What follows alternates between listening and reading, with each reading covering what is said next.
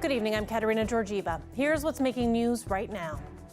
This week, the Premier and his officials have confirmed that they will have the electricity required to support the proposed LG Chem facility that has been in the news recently. Energy will not be the limiting factor for that facility, and I'm thrilled to announce that.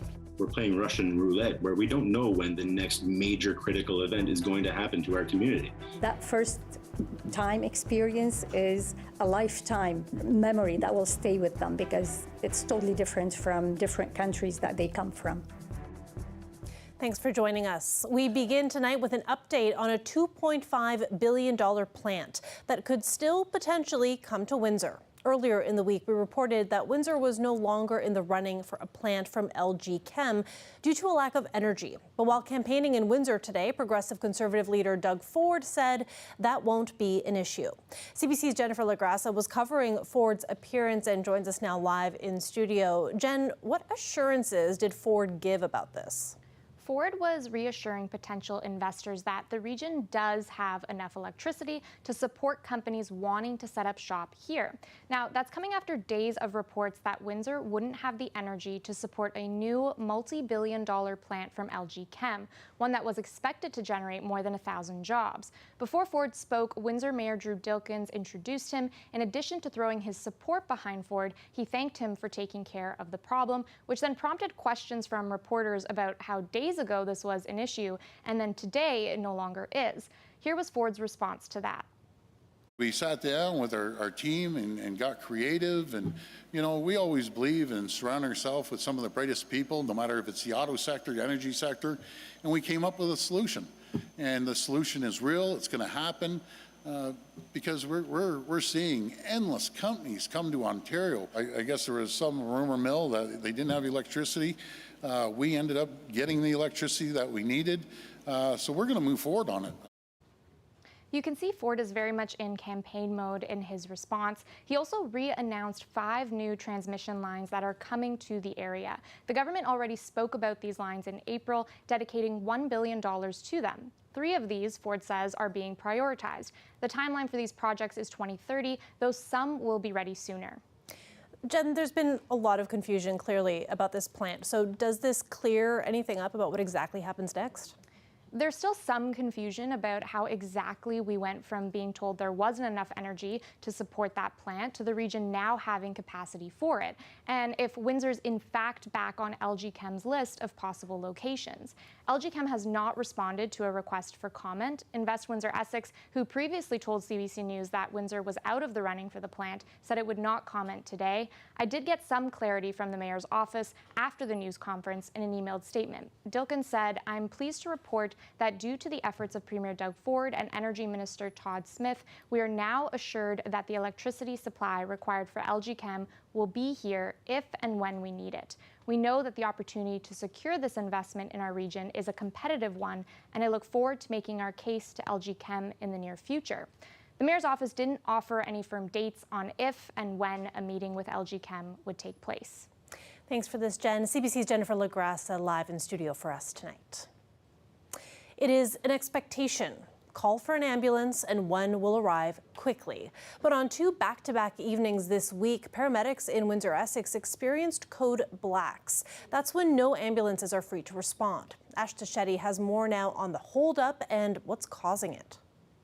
We're playing Russian roulette, where we don't know when the next major critical event is going to happen to our community. When ambulance availability becomes scarce, dispatchers are forced to triage 911 calls by severity to spread out services. Jovanovic says a lower priority call, for example, that could be an elderly person who's fallen down, might have to wait 12 to 13 hours on the ground until an ambulance arrives. There's no way of knowing whether or not there's an underlying injury or a medical condition that caused them to fall. They're automatically placed into this lower severity, but without our trained paramedics actually able to go and assess the patient, we're not entirely sure what the cause is until we get there. This picture was taken by paramedics on Tuesday during a code black. It shows stalled ambulances waiting to offload patients outside Grand River Hospital's Metropolitan campus. There was another code black like this just the very next day on Wednesday. In both cases, there were 10 to 15-minute windows with no ambulances available to respond to calls. This kind of scarcity can leave the community vulnerable, especially when there's a big emergency.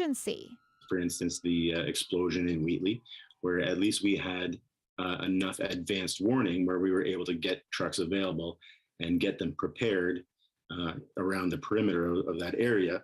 But if something were to happen without warning, and we were in one of these situations, it is incredibly alarming as to what that result would look like. EMS Chief Bruce Crowder says there's still strain on local hospitals despite a decrease in COVID hospitalizations because of an increase of non-virus related patients. He said those patients have had to wait for treatment during the pandemic as their conditions continue to worsen. Also at issue is recruitment and retention of paramedics. So, for instance, we just hired recently a total of, I believe it was 6 paramedics. But we also had 6 resignations over a 2-month period around that same time. So we had a net gain of essentially 0. So it's not just about recruitment, it's about retention. There is currently a shortage of paramedics across the country, so the EMS chief says it can be difficult to attract new hires. To help with retention, though, he says they've allocated a portion of the budget to help paramedics take more breaks and to provide them with daily food and drink refreshments. This brand new initiative to help paramedics began just late last fall. Ashta Shetty, CBC News, Windsor.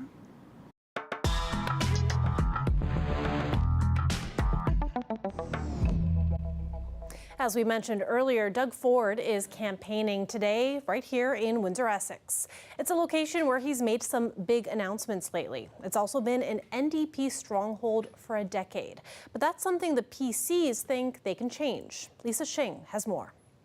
I got lots of work to do this year. At this downtown hair salon, owner Angelina Ebegbuze hears a lot about issues Windsorites care about. Wage increase, cost of living, housing, homelessness. She doesn't know who she'll vote for yet, but says she'll support whoever tackles them. In the last 3 years, especially during COVID, has been very bad for the downtown core. You've seen what's happened under the NDP, and that is nothing. Give us one shot. Yeah, great to see you. PC leader Doug Ford is trying to convince voters his party has the solutions in a Labour town that's traditionally voted Liberal and most recently NDP. Do you really think voters are going to abandon the NDP this time around? I truly believe so. The whole land is shifted right now. Leading up to the election, he and the federal government made several high-profile announcements here together. The biggest, a multi-billion-dollar electric vehicle battery plant that could bring thousands of jobs. A big deal for the region that's seen hard times since the decline of the auto industry. No disrespect to the NDP. I couldn't even tell you who the MPPs are because they never speak down there. They have no, Windsor has no voice down there. Do you know who their acting MPP is? Is Mayor Dilkins. He's wearing 2 hats. We've worked really hard to fight for those auto jobs over many, many years. Another reason the PCs are eyeing Windsor. 2 NDP MPPs here aren't seeking re-election. Andrea Horvath was also here this week bolstering her new candidates. People of Windsor know that New Democrats always fight for them and put their priorities first. But who Windsorites vote for could depend on whether the fallout of the pandemic factors in. Windsor was hit hard. Hospitals were short-staffed as patients flooded in. Outgoing mayor of Amherstburg in Essex County has seen it firsthand. It is probably even a little more contentious than usual, and it's like many things now, probably a result of the pandemic. There was a lot of passion. A lot of people opposed lockdown measures. There was the Ambassador Bridge blockade against vaccine mandates. But the optimism that the economy can finally turn around with the electric vehicle battery plant could just be enough to trump the last 2 years, according to this political scientist. So this was a city down on its luck. And this investment really breathes new life into the city and its future. and it plays into Ford's strategy to appeal to working people. Lisa Shing, CBC News, Windsor. For some new Canadian citizens, the provincial election might be their first time voting. Getting registered and learning about the voting process can be a challenge. Voting and feeling like I don't have enough information is a bit stressful and overwhelming. Especially for newcomers, I feel like new Canadians might still have like a language barrier if they just got their citizenship. I do sympathize with the new Canadians who have this language barrier and aren't able to really comprehend everything, so it might even be even more confusing for them. Sater has been living in Canada since 2020. This will be her first time voting in a provincial election. The new Canadian Centre of Excellence is one resource new citizens can turn to. It says the biggest challenge is getting the information out. The problem is giving them the information. Sometimes they don't follow the elections, they don't watch news in English, some of them, but it's part of educating them. That's the main thing. We have to have the time and the language capacity, the right time for them to get the information and practice whatever they're learning. The manager says new citizens are always eager to vote. She says the new Canadian Centre of Excellence is looking to schedule an information session to address questions and concerns, but says anyone with questions now can also call the centre directly, and they can help from getting new voters registered to sharing information about the process.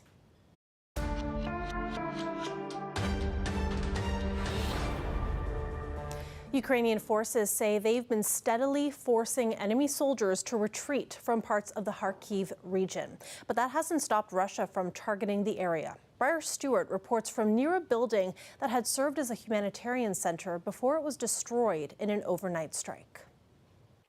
I'm in the city of Derhatchy. This is about 40 kilometers from Russia's border and about 10 kilometers from the front line.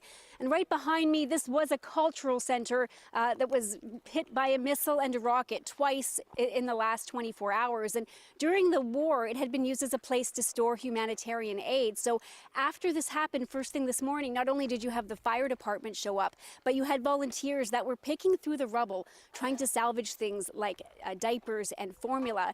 And this is an area where there had been good news in recent days because Ukraine had managed to push back some of the Russian troops further away from Kharkiv. And instead what's happening now is you see Russia's military having a really kind of concentrated push around the Donetsk and the Luhansk area. But even in an area where, you know, it's been kind of relatively quiet for the last couple of weeks, you can still have something like this happen right in the middle of the city and just be absolutely devastating for the community. Briar Stewart, CBC News, Derhatchy. The Supreme Court of Canada has upheld the legal defense of extreme intoxication, declaring a law preventing its use in court as unconstitutional. The court was ruling on 3 cases involving violent attacks where defendants claimed they were so intoxicated they'd lost all control of their actions. The criminal code had prevented that defense for certain crimes. The court ruled that violated the Charter of Rights and Freedoms, saying a decision to become intoxicated did not prove an intent to commit violence. The court said Parliament could consider new legislation to address such cases. For those of you who haven't noticed, today is Friday the 13th, and for some, 13 is synonymous with bad luck. But as our video producer Darren DiCarlo found out, what's in a number can depend very much on your cultural background. He spoke with some Windsorites about numbers you should look for and which ones to avoid. The cultures is, of course, in the ancient Indian cultures, as I said, that 108 is considered, or 1008. But when we also give any donations, we don't give a donation with a 0 at the end. It always has to have 101 rupee, $101, $51. Unlucky numbers, we should be considering the lucky numbers. That's, I think, in our situation would be the lucky numbers. The 13th is actually my favorite number. Why? I had it in high school, and I played sports. I always did well, so. Actually, when it comes to numbers, number 7. Why is number 7? It's a perfect number because God created heaven and earth in 7 days. Oh, it's a beautiful day. Like I don't think I would pick it for, say, my wedding day or something like that. You know, I'd avoid it. My message to them, if it is 13th, the Friday, think about either you take one out of 13 or add one more to 13. So if you think about 13 minus 1 is 12, or if it is Monday, if it is Friday, just add one day to it and you say, okay, I'm in Saturday today. Friday is not going to bother you that way. Yeah, but don't watch any Friday 13th movies or read the novel for Friday the 13th. I like that idea. Every Friday the 13th is really just a Saturday. That's great. Live look outside there. We got to soak up this amazing weather because this weekend it is going to take a bit of a shift. We do have showers ahead. And Dahlia Ashtree will be here after the break with a closer look at your weather forecast. Stay with us.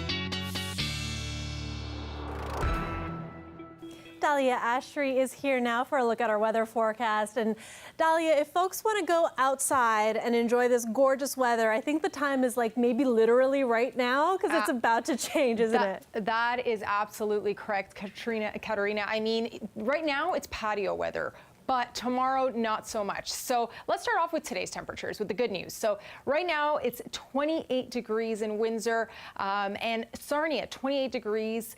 If we go into Kitchener, 26. And as we look at the humidity that's playing in for today, giving us that lovely summer-like conditions, that beautiful patio conditions that we were talking about earlier. Sarnia, 32, Chatham, Kent, and 29, London, 29.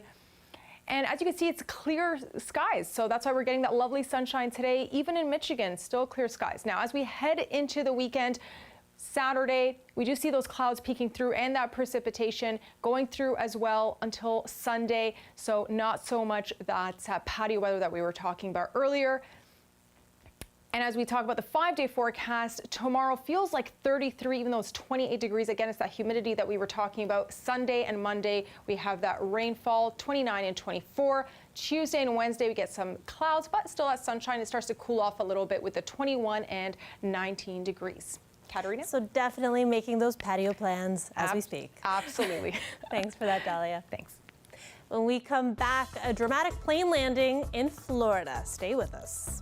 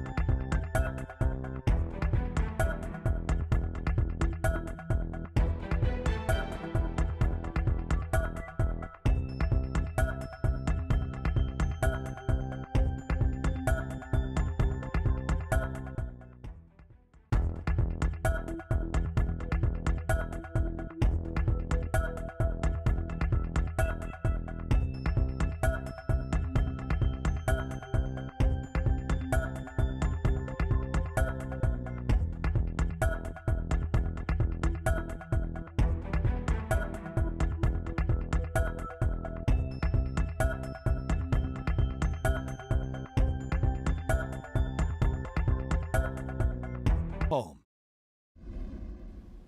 Welcome back. Amazon is facing criticism for selling children's clothes with a sexually explicit message.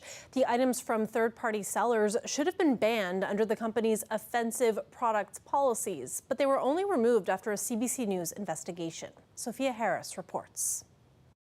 A hoodie, a dress, a bathing suit, sized for and modeled by children. But this is not typical children's wear. These items display the sexually explicit message, "I love," followed by a word that's slang for penis. This is literally supporting pedophilia. Karolina Zikova was shopping on Amazon for a swimsuit for her niece when the expectant mother uncovered some of the items for sale on the website. I was shocked and I was terrified, furious. Following a CBC News inquiry, Amazon removed the items and said it will take action against the third-party sellers which had posted the products. It's absolutely outrageous. This child protection advocate says Amazon isn't doing enough to control what third parties sell on its site. It's clear that these things are bypassing their systems, and that's just not good enough when we're talking about this type of, sexual harm to children. Amazon said it constantly scans items posted on its site and immediately removes ones that violate its offensive products policies. Nazi flags, Hitler Youth knives, But sometimes products get overlooked. In 2015, Amazon removed Nazi paraphernalia only after CBC News investigated the matter. And sometimes problems linger. Even after Amazon pulled the sexually explicit children's wear, the Canadian Centre for Child Protection found other indecent children's items on the site. Following further CBC inquiries, those products were also removed. There's always new products coming in. This retail expert says with hundreds of millions of items for sale, it's virtually impossible for the retailer to vet every single one. This is an ongoing issue that they're going to have to come to terms with and figure out a more durable solution. Amazon says it's now reviewing its product catalog to weed out any more sexually explicit children's items. But Zikova says it's too late for her. She has canceled her membership. Sophia Harris, CBC News, Toronto.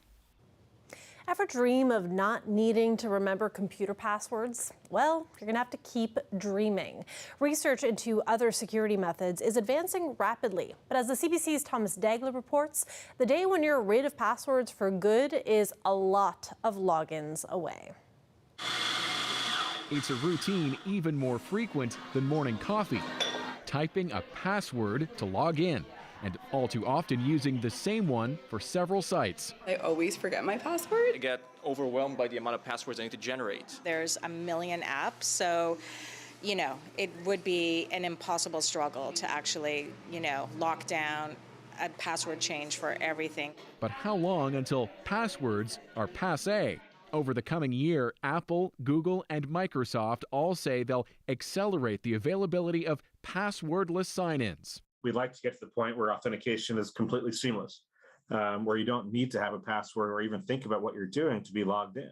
It's up to the computer users to maintain security, for example, by using passwords to control entry to the system.